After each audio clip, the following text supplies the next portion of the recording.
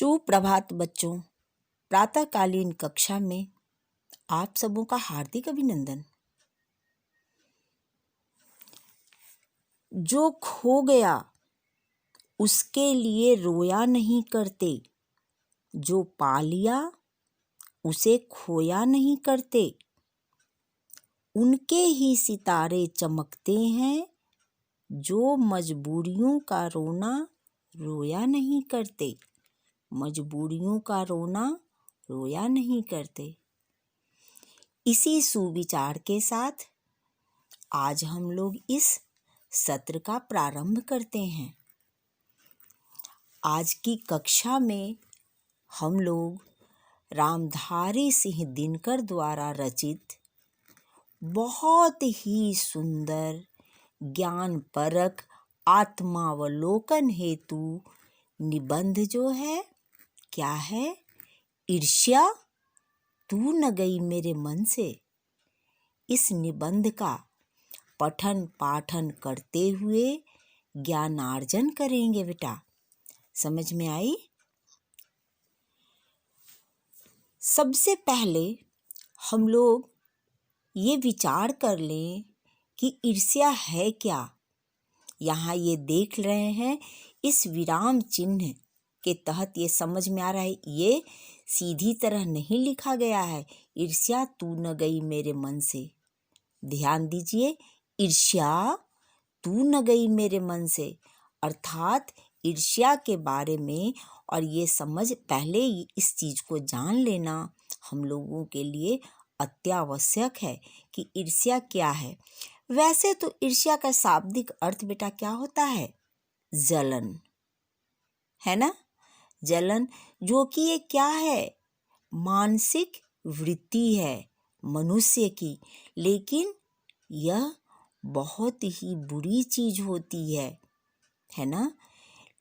एक चीज और बता दे रहे हैं कि लोभ और ईर्ष्या, हालांकि ये दोनों ही मानसिक वृत्तियां हैं, लेकिन लोभ और ईर्ष्या में भी अंतर है।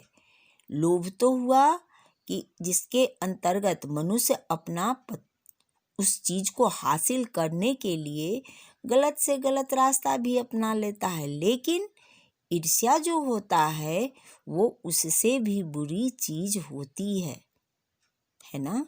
तो आइए आज हम लोग इस सुंदर पाठ का सुंदर ढंग से सारांश रूप में पठन पाठन करते हैं, है ना बेटा? सबसे पहले ये जान लीजिए कि ये जो निबंध है, निबंध के रामधारी सिंह दिनकर अपने समय के बहुत बड़े सिर्फ निबंधकार ही नहीं, कवि, महाकवि के रूप में जाने जाते हैं। अपने वो साहित्य जगत के, साहित्य आकाश के दे दीप्यमान नक्षत्र की भांति वो चमक, उनकी तमाम रचनाएं जो हैं वो मुर्दों में जान डाल देने वाली होती हैं, है ना?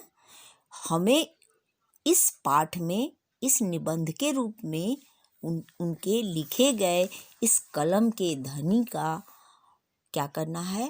पाठावलोकन करना है ना? तो यह रामधारी सिंह दिनकर द्वारा लिखी गई एक अत्यंत रोचक ही नहीं शिक्षाप्रद पाठ है, निबंध है बेटा। इस निबंध में लेखक श्री रामधारी सिंह दिनकर ने बताया है कि ईर्ष्या एक ऐसा दाह है। दाह का अर्थ समझते हो? दाह क्या होता है? जलन, है ना? नीचे ये आपको दाह का शाब्दिक अर्थ शब्दार्थ में दिया भी गया है। तो ये जलन समझ में आई ना? तो ईर्ष्या एक ऐसा दाह है, जलन है, जो क्या, जो मनुष्य को उन चीजों से आनंद उठाने नहीं देता जो उसके पास है, बल्कि वह उन वस्तुओं से दुख उठाता है जो उसके पास नहीं है। समझ में आई? यानी वह ईर्ष्यालु व्यक्ति जो होता है वो अपने सुख से के तमाम साधनों से वो सुखी नहीं रहता है। क्या? जब वो पड़ोस में दूसरे लोगों को देखता है कि वो सुखी हैं, है ना? चलिए, उसके बाद कि एक ईर्ष्यालु व्यक्ति जो है, क्योंकि वो सदैव अपनी तुलना दूसरों के साथ करता है। समझ में आई? हमेशा अपने सुख के साधनों की ओर उसे ध्यान नहीं रहता है। वो अपनी तुलना हमेशा दूसरों के साथ करता है और इस तुलना में अपने पक्ष के सभी अभाव उसके हृदय पर दंस मारते हैं। दंस का अर्थ क्या होता है? डंक। समझ में आई ना? डंक क्या कहते हैं समझते हो ना? आम बोलचाल की भाषा में हम लोगों ने देखा है बिच्छू का डंक। समझ में आया ना?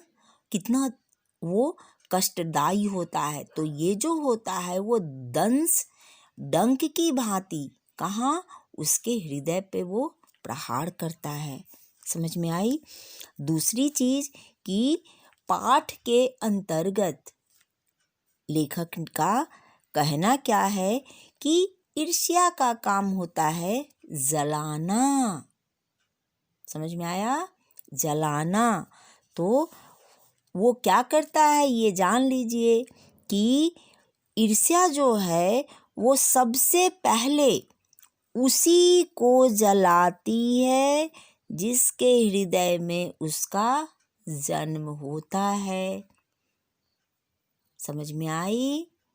इसलिए ये मानसिक वृत्ति जो है ये किसको सबसे पहले ईर्ष्यालु व्यक्ति कहने का तात्पर्य है कि वो अपना ही नुकसान करता है ना? दूसरे का तो कम करता है, वो खुद का ही नुकसान वो ज्यादा करता है। दूसरी चीज बेटा ध्यान देने वाली है कि ईर्ष्या मनुष्य का सिर्फ एक चारित्रिक गुण ही नहीं है, दोष ही नहीं है, अवगुण ही नहीं है, बल्कि इससे मनुष्य के आनंद में भी बाधा पड़ती है ना? क्योंकि जब किसी व्यक्ति का मन ही आनंदित नहीं रहेगा तो तमाम सुख सुविधाओं के बावजूद भी वो सुखी नहीं रह सकेगा। यानी जब भी मनुष्य के हृदय में ईर्ष्या का उदय होता है तो सामने का सूर्य यानी आलोकित अगजग को आलोकित करने वाला प्रकाश, बाहर का प्राकृतिक दृश्य, पक्षियों का कलरव, कुछ भी उसके मन को अंदर से खुश या सुख नहीं दे सकता है। अर्थात बाहरी प्राकृतिक शोभा भी उसके आंतरिक दुख को दूर नहीं कर सकती है ना? लेकिन एक चीज ये ध्यान देने वाली बात है बेटा कि परंतु ईर्ष्या का एक पक्ष लाभदायक भी होता है। वो क्या है? अर्थात कैसे ईर्ष्या लाभदायक है? तो ये ध्यान देने वाली बात है कि जिसके अधीन प्रत्येक व्यक्ति अपने प्रतिद्वंदी के समकक्ष बनना चाहता है। प्रतिद्वंदी समझते हो ना? जो आमने सामने का मुकाबला। एक छोटा सा उदाहरण मैं आपको देना चाह रही हूँ कि जैसे कक्षा में क्या होता है, आप सभी बच्चे हो, है ना? तो रैंक 1 हर कोई नहीं आ सकता है, लेकिन प्रतिद्वंदी यानी 2-4 बच्चे ऐसे होते हैं जो कि समान उस बराबरी के हकदार होते हैं, तो उसे ही हम क्या कहते हैं? प्रतिद्वंदी, है ना? तो हर कोई चाहता है कि हम उससे अव्वल, उससे अच्छा या उसके समकक्ष आए, तो वो बनना चाहता है। किंतु ध्यान देने वाली बात है कि ये जो है वो तभी संभव है जब ईर्ष्यालु व्यक्ति यह महसूस करे कि कोई चीज है जो उसके भीतर नहीं है, कोई वस्तु है जो दूसरों के पास है। यहाँ बेटा इस चीज को, इस वाक्य को ध्यान में रखिएगा। इसमें निबंधकार के कहने का औचित्य क्या है? कोई चीज है जो उसके पास नहीं है। कोई चीज किसके पास? सामने जो उसका प्रतिद्वंदी है, यानी कोई ऐसी गुण है जो कि हम में नहीं है। तो या कोई वस्तु है जो दूसरों के पास है ना? यानी उस गुण को पकड़ने का, वहाँ तक पहुँचने का जब प्रयास करते हैं तभी वो जो है उसे हम हासिल कर सकते हैं। आपने एक बच्चन की कविता पढ़ी होगी ना? क्या है? असफलता एक चुनौती है, इसे स्वीकार करो। यानी असफलता, और क्यों? क्योंकि उसमें किस कमी के कारण चूक जो हो गई है उसे समझने का हमें मौका मिलता है ना? इसलिए उस असफलता को दूर करने के लिए अगर हम एक रास्ता खोजते हैं तो हमें 4 मार्ग स्वतः दिखते हैं। इसलिए असफलता से कभी भी घबराना नहीं चाहिए, बल्कि उस कमी को दूर करने हेतु हमें प्रयास करना चाहिए। तब निश्चित रूप से सफलता हमारे इंतजार करती हुई आगे मिलती है ना? तो आशा है आपने समझ लिया होगा इस चीज को कि ईर्ष्यालु व्यक्ति तभी उन्नति कर सकता है जब सामने वाले के गुण का अवलोकन करे और अपनी कमी को दूर करके उस गुण को आत्मसात करेगा, है ना? किसी के गुण को छीना नहीं जा सकता है, इस बात को ध्यान में रखना अति आवश्यक है। ईर्ष्या करके हम और अपना पतन ही करते हैं, है ना? चलिए, अंत में लेखक के मतानुसार ईर्ष्या से बचने का मानसिक उपाय अनुशासन है। कुछ बातों को, है ना, ईर्ष्या को दूर करने हेतु कुछ उपाय भी इन्होंने इस पाठ में बताया। जो व्यक्ति ईर्ष्यालु स्वभाव का है उसे फालतू बातों के बारे में सोचने की आदत छोड़ देनी चाहिए। वस्तुतः उसे यह पता लगाना चाहिए कि जिस अभाव के कारण वह ईर्ष्यालु बन गया है उसकी पूर्ति का रचनात्मक तरीका क्या है। समझ में आई? जिस दिन उसके भीतर यह जिज्ञासा जागेगी उसी दिन से वह ईर्ष्या करना कम कर देगा। ये ध्यान देने वाली बात है। निबंधकार ने संपूर्ण इस ईर्ष्या के और जो हम वृत्ति के कारण खुद का नुकसान होता है इससे अवगत कराते हुए और तब निष्कर्ष रूप में इसे दूर करने हेतु भी उपाय बताए हैं, है ना? तो ये ध्यान देने वाली बात है कि हमें उसका पता, और यह कोई दूसरा नहीं कर सकता है। अपने गुणों को, अवगुणों को, मानसिक वृत्तियों को इंसान खुद ही समझता है, देखता है, महसूस करता है। कहने का तात्पर्य है कि किसी भी इंसान में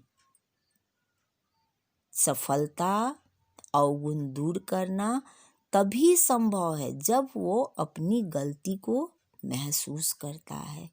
अन्यथा सामने वाला कितना भी चाहे तो इन सारे अवगुणों को दूर करना दूसरे के बस की चीज नहीं है। इसलिए हमें ईर्ष्या को अपने मन से भरसक निकालने का पूरी तरह से प्रयास करना चाहिए। तभी इंसान के रूप में जाना जाएगा और खुद का भी वो नुकसान नहीं कर अब एक मानव की तरह, इंसान की तरह अपना जीवन व्यतीत कर सकता है ना। इस तरह से निबंधकार के रूप में रामधारी सिंह दिनकर ने हमें एक बहुत ही हृदय परिवर्तित करने हेतु जानकारियों से अवगत कराया है। आशा है आप लोग इस पाठ का भली भांति पठन पाठन करके और अपने अवगुणों को दूर कर लीजिएगा। धन्यवाद बच्चों।